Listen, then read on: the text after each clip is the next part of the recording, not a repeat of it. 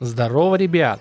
Есть такие игры, к которым время от времени приятно возвращаться. Проекты нулевых напоминают хорошее вино. С годами они будто становятся только лучше. А сейчас смотришь на то, что творится в AAA-сегменте с его гонкой за трендами и повесткой, невольно тоскуешь по старому доброму принцу Персии. Помните, каким базированным он был? От таких игр прямо слезы наворачиваются от осознания, какой геймдев мы потеряли. Одной из таких игр для меня стала Индиана Джонс и Гробница Императора. Она отлично передает дух кинотрилогии, но самое главное, в нее просто приятно играть. Платформинг, иногда загадки, но главное — боевка. На коробке с игрой была забавная надпись: в револьвере хватит места только на 6 пуль, но твои кулаки не требуют перезарядку.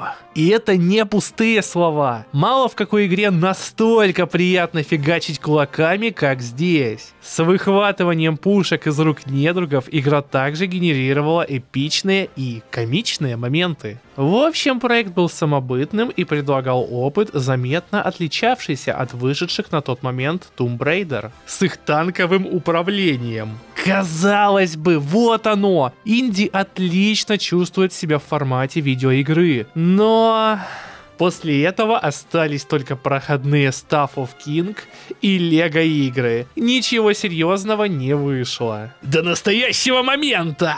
Никто не ждал, но внезапно было объявлено о разработке новой игры про Индиану Джонса. Продюсером стал тот It's Just Works Говард, а разработчиком студия Machine Games, известная за перезапуск Wolfenstein. И в начале прошлого года они наконец-то выкатили видео, где рассказали и показали, чего ждать от игры. И черт возьми, хоть у этого инди преимущественно вид от первого лица, но я увидел в этом проекте своего рода духовного наследника Гробницы Императора. Наконец, Индиана Джонс и Великий Круг добрались до релиза. И знаете, эта игра с одной стороны оправдала мои ожидания, подарив схожие эмоции с теми, что я испытывал, проходя игру детства, а с другой оказалась в каких-то аспектах даже чем-то большим. В этом видео я постараюсь рассказать, чем игра меня так впечатлила, показать схожести с ее предшественницей, насколько хорошо она передает дух Индианы Джонса, а также отмечу некоторые минусы. А перед тем, как мы начнем, да, проговариваю, что у меня есть телега. А теперь погнали! Игра сразу берет за ностальгические струны, воспроизводя культовую сцену из фильма «В поисках утраченного ковчега». Инди вместе с двумя путниками пробирается сквозь джунгли в поисках артефакта, ядрить его в корень. Конечно, все идет не по плану, оба спутника его предают, а сам он уносит ноги от гигантского камня. Правда, здесь есть несколько мелких отличий от оригинала. Например, тот момент, где Инди проскальзывает под закрывающейся дверью. В игре он тянется за шляпой, а не за кнутом. И камень все же его догоняет. Да, это был всего лишь ночной кошмар, а причиной такого беспокойного сна стала хорошая попойка с Альфредом. Инди явно отдохнул на славу, но вдруг его отвлекает что-то странное. Кто-то проник в колледж.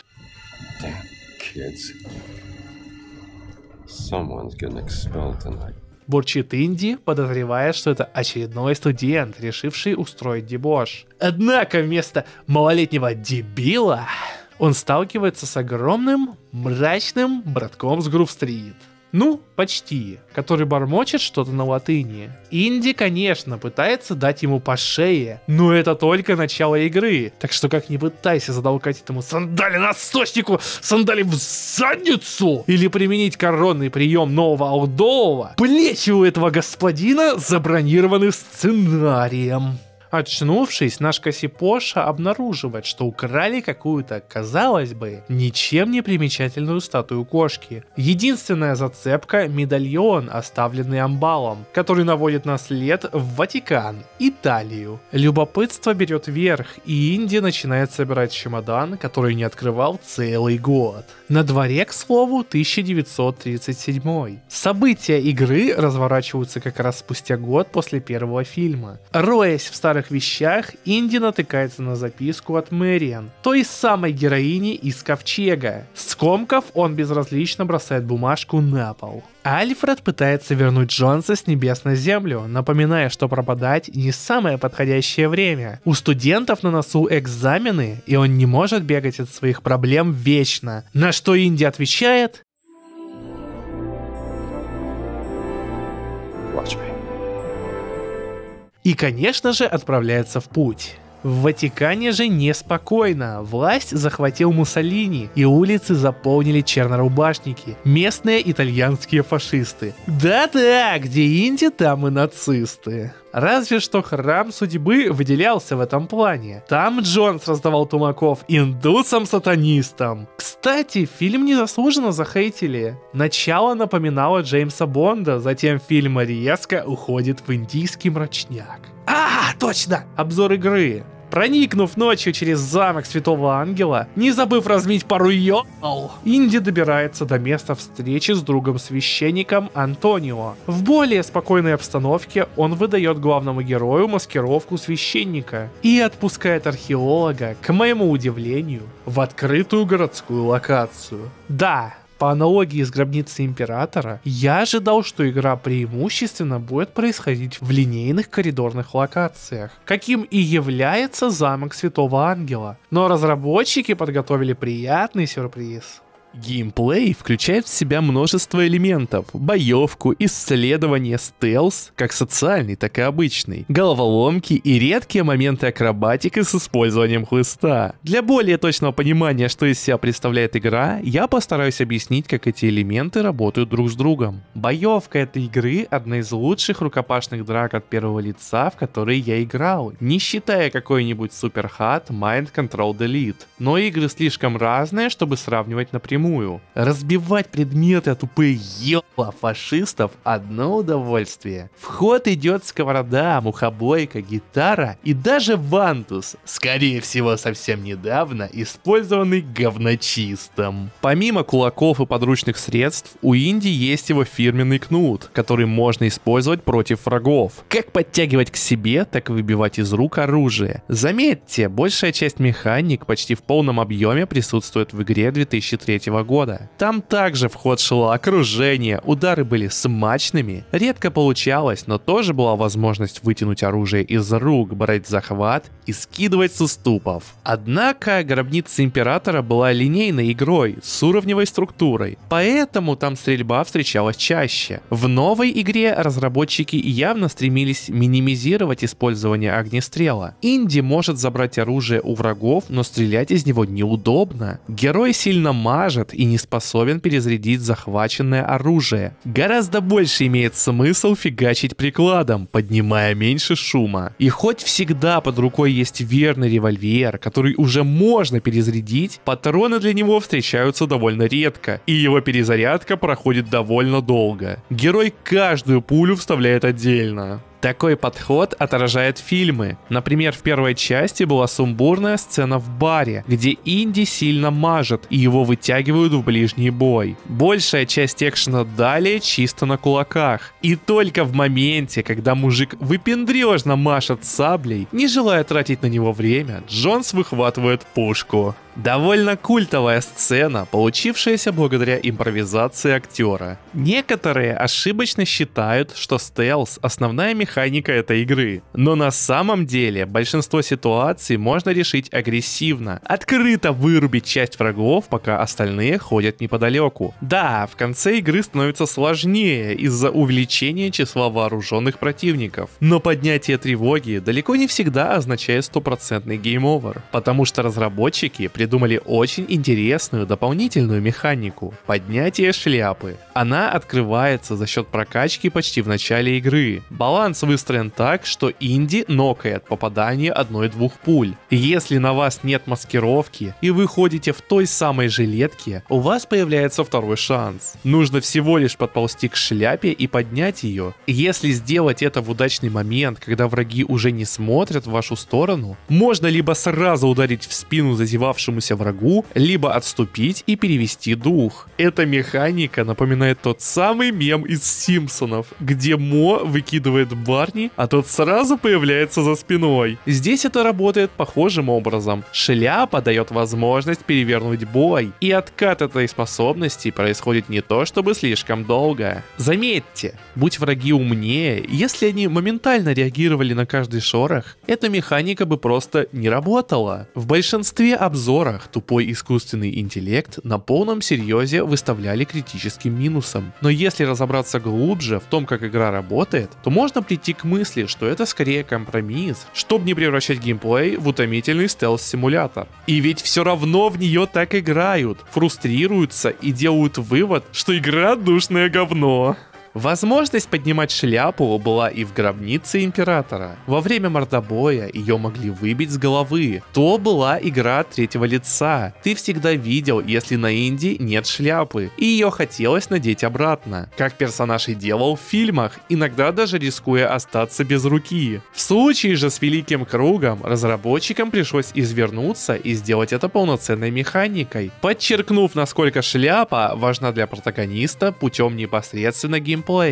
Игра активно использует социальный стелс, предлагая избегать конфликтов через слияние с окружением. Маскировка в 3 открытых локациях делится на одежду местных жителей и униформу фрицев. В последней можно исследовать запретные зоны, избегая подозрений. Однако стоит быть осторожным с генералами. Они могут распознать обман, но встречаются гораздо реже других врагов. В таких случаях лучше пройти мимо, когда он не смотрит в ту сторону, или устранить его вне поля зрения остальных, чтоб не мешался. К слову, моменты с переодеванием были как в фильмах, так и в той самой старенькой игре. Правда, в гробнице Императора маскировка была лишь небольшим гиммиком одного уровня. Враги быстро заподозрили что-то неладное после парочки акробатических трюков. А ведь Инди чуть ранее пришлось сказать ту самую осуждаемую фразу, чтобы не вызвать подозрения. После выхода трейлера у многих возник вопрос: почему приключенческая игра сделана от первого лица? Ярким примером такого недопонимания стал Денис Мажор. Этот сверхразум утверждал, что из-за переключения камеры на третье лицо во время карабканья теряется динамика. Самое смешное, что он в том же самом видео умудрился Хроники Риддика назвать потрясающей игрой, когда там абсолютно такая же ситуация. Вид от третьего лица здесь добавляет зрелищности, а основной геймплей от первого обеспечивает погружение. Решать головоломки, заходить в плохо освещенные катакомбы, держа факел в руке, стало очень атмосферно. Даже интерфейс карты играет на иммерсивность. Инди держит ее в руке и более внимательно рассматривает, если опустить камеру вниз. Бои становятся более адреналиновыми за счет того, что обзор при первом лице ограничен, и тебе сложнее контролировать толпу. Я не говорю, что это лучше или хуже. Просто будь игра от третьего лица, это была бы совсем другая боевка. Как пример, вновь показываю гробницу Императора. Враги там были жесткими и требовали много ударов в себя, когда в новой игре, не считая громил, недруги попроще, если не нападают большой толпой. Но у Инди сдерживающая на начальных этапах стамина. У вороты, кстати, тоже завезли, так что чем не Souls-like? Уточню, что уже к середине игры, если будешь исследовать локации, стамину так раскачаешь, что можешь забыть о ее существовании. Особенно в паре с навыком, благодаря которому нокаут врага позволяет ее моментально восстанавливать. Есть еще что-то типа брони для хп и стамины. На локациях всегда лежат фрукты и разная хлебная продукция. Фруктами Инди обжирает стамину, а пряниками с круассанами хпшку. Ну и, разумеется, удары можно спарировать, за мгновение нажав на кнопку блока. А вот контрудары кулаками реализованы необычно, потому что сразу после парирования необходимо ударить свободной рукой. В противном случае он просто оттолкнет врага. Эту механику я освоил только когда нашел подпольные бои. Там местные качки вырубают с 2-3 ударов, так что научиться парировать правильно было критично для прохождения этого сайд-квеста. В ходе поиска убежища гигантов Инди встречает репортершу Джину Лориан. У них местами проскакивает химия, но сам персонаж мне не особо зашел. Если сравнивать с фильмами, Мэриан или Вилли были куда интересней. Джина типичная, сильная и независимая женщина, периодически попускающая Инди. Ее внешность местами оставляет желать лучшего, что вызвало у меня некоторое недовольство. Однако, после анонса новой игры Дракмана на Game Awards, я быстро попустился. Джина хотя бы выглядит как женщина, и сценаристы не перегибают палку. Парочка обнаруживает хранилище артефактов, где среди экспонатов находится та самая статуэтка кошки. Однако их застигает врасплох гигант, требуя поставить мумию на место. Несмотря на попытки Инди решить конфликт мирно, этот ебнат снова решил помахать кулаками. Но он не учел несколько вещей. Игрок освоился с управлением. Его тупое больше не защищено катсценой. И самое главное, в этот раз Инди саппортит сильная и независимая, периодически отвлекая внимание на себя. Кто-то еще собирается входить в комнату, так что парочка шкерится с вырубленным гигантом. На сцену выходит Муссолини и главный злодей игры, немецкий археолог и манипулятор Фос. Они уничтожают несколько статуй, включая мумию, чтобы достать спрятанные в них реликвии Великого Круга. Инди сразу понимает, о чем речь, и что последние 4 артефакта лучше найти первыми, чтобы не дать им получить некое преимущество. Es sind nur noch 4 Stück, die gefunden werden müssen. Was dank der systematischen Effizienz deutscher Archäologen nur eine Frage von Wochen sein wird. Они пробираются на дирижабль нациков, и пока он летит в Гизу, Инди объясняет Джине концепцию Великого Круга. Если на Земле провести линию между древними городами, ставшими религиозными центрами, получится круг. Археолог опасается, что, возможно, Фос понял, что связывает эти места, и как можно использовать артефакты оттуда в пользу Рейха. Дальше я вам сильно спойлерить не буду, но сюжет здесь достаточно стандартный для приключенческих игр. Настолько стандартный, что напоминает гробницу Императора. Там Инди в начале тоже нашел артефакт, скрывающий часть механизма, которым антагонисты хотят захватить мир. Его нанимают, чтобы найти остальные. Как я часто говорю, оценивая сюжетки той же Зельды, заявлять, что сюжет всегда один и тот же, максимально неправильно. Потому что детали гораздо важнее, чем его краткое описание. Тут похожий случай. За историей интересно следить, персонажи харизматичны, потому что на сценаристах сидели компетентные люди. Злодеи порой выдают такие тарантиновские диалоги, что их уже нарезали на мемные видосы. You have no history, no nation, no leader. What you have is your stupid American cartoons. Choo-choo, choo-choo. Ha ha ha ha. You laugh and dance, celebrating your own idiocy and drinking the piss you call beer.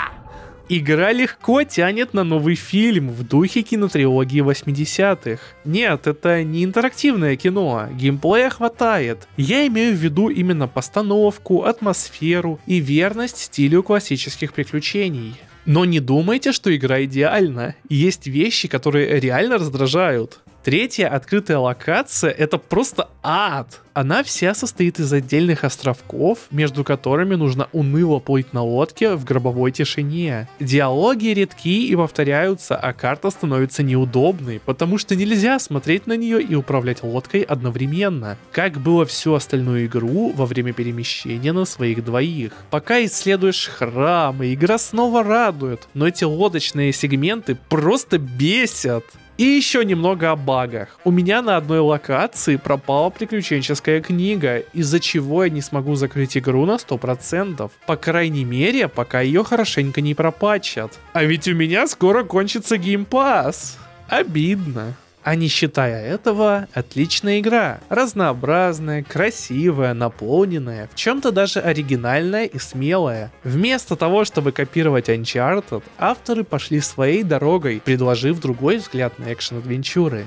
И вот, до конца ролика я скрывал слона в комнате. Мне не очень приятно, как обошлись с этой игрой популярные и не очень блогеры. В один голос крича, что она провалилась, ссылаясь на плохую рекламу от Microsoft. Почему они настолько не рекламировали его, и почему большинство людей не знали, что эта игра выходит? Что они просто к ряду один за другим топят отличные или просто хорошие проекты. Я, кроме как подработкой Филимона Спенсера, втихую на своих же конкурентов такое поведение иначе обозвать не могу. Они приложили ровно 0 усилий, чтобы вообще людям сообщить, что эта игра существует. Блин, я узнал о ее выходе за день до этого, потому что мне люди на стриме это сказали. А я за новостями слежу, за индустрией слежу. Они вкладывают огромные деньги в выкуп игры в Game Pass, который очевидно является провалом, но при этом свой огромный хит за последние несколько лет, как и Индиану Джонс, не удосужились даже прорекламировать. Майков никак не оправдываю. Дело в другом. Хайповые обзорщики, купив лучшее издание игры, позволившее пройти ее еще до релиза, говорили, что игра уже провалилась практически в день ее релиза. У нас до сих пор нет точных данных, сколько купили игру, а тогда их не было тем более. Но практически каждый автор заранее похоронил ее. И несмотря на все это, игра все равно умудряется провалиться, потому что пиар-отдел Microsoft трэш! Увольте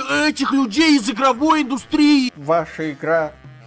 ее никто не покупает. Индиана Джонс уже определенно провал по продажам, и вряд ли мы увидим сиквел. Скорострелы. Вижу некий вред в роликах с таким нарративом. Попробую объяснить. Хоть я не эксперт, и мне трудно оценить, плохую рекламную кампанию провели Microsoft или нет, но допустим, что так. Вопреки этому, игра много кому понравилась. Большинство видео сугубо положительные. Она имеет высокие оценки критиков. На Ютубе заливали разных веселых моментов оттуда. И есть шанс на то, что продажи увеличатся благодаря подобному сарафанному радио. И параллельно с этим тебе все рассказывают, что игра уже провалилась. И раз она уже провалилась, то и покупать ее нет смысла, правильно? Вместо того, чтобы поддержать разработчиков, многие могут с чистой совестью скачать ее с торрентов, будучи уверенными, что в этом нет смысла. Но в случае с СНГ, большинство игру в любом случае не купит. В России она вообще недоступна в Стиме. Мы скорее поиграем в геймпассе, чем достанем ключ для Стима. И с геймпассом тема очень спорная. Случай с Hi-Fi Rush показал, что наличие игр в подписке не защищает студии от закрытия. К сожалению, у нас нет точных цифр, насколько Индиана Джонс успешен в геймпассе. Поэтому мне еще сложнее делать выводы по этому поводу. Однако есть и позитив. Игра заняла второе место по продажам в США в первую неделю, уступив только Call of Duty. Несмотря на то, что те же обзорщики громко кричали, как майки предали Индиану Джонса, выпустив игру под конец года и лишив ее возможности номинироваться на Game Awards, на этом мероприятии игра все-таки отметилась в момент, когда на сцену явился старина Харрисон Форд, оригинальный актер Индианы Джонса, и похвалил Троя Бейкера за хорошую актерскую игру. А на Gamescom инди победил в номинации «Лучшая игра по версии сообщества». Это была тяжелая схватка с кучей не менее достойных игр. В финале мужику с хлыстом даже пришлось биться со Староботом, который вообще-то и победил игру года на The Game Awards. Да-да, тем самым клоном Марио от Sony, который современные санибои вообще не заслуживают. Так что, вопреки всему, какой-то успех у игры был.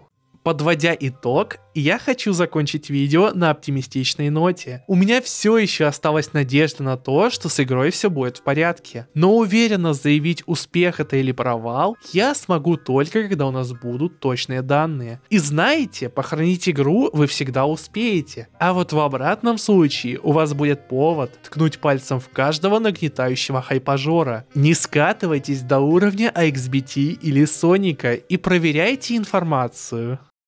Спасибо, что досмотрели. Если видео вам понравилось, поставьте лайк. Для тех, кто здесь впервые, на канале есть много и других интересных роликов. Прошлый год был продуктивным, и я рад, что смог сделать столько контента по разным играм. Уверен, в этом году вас ждут не менее захватывающие видео. Всем хорошего дня, вечера, утра. До скорого!